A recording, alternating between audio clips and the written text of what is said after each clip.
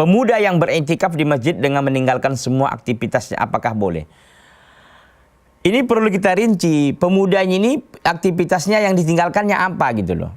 Karena memang hukum iktikaf di bulan Ramadan itu sunnah. Jangan sampai gara-gara sunnah dia mengorbankan kewajibannya. Umpamanya nih, ada nih pemuda ini punya ibu yang sudah tua. Ya, yang memang butuh pelayanan. Butuh orang yang ingin membantunya. Ya. Dia butuh sekali kepada seseorang yang melayani dia untuk ambilkan air minum, barangkali membantunya untuk qadha hajat dan sebagainya. Maka si pemuda ini seperti ini dia versinya tidak boleh dia meninggalkan ibunya.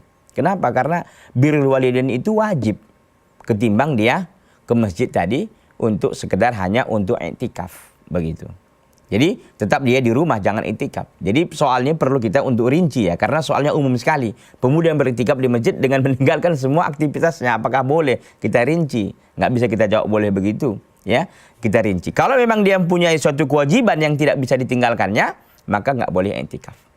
Tapi kalau memang semuanya biasa-biasa saja, artinya memang tidak ada suatu beban kewajiban yang mesti dilaksanakannya, ya boleh dia beriktikaf.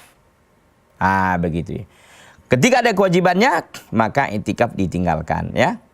Tidak boleh dia beriktikaf karena mengorbankan nanti kewajiban yang telah dibebankan kepadanya.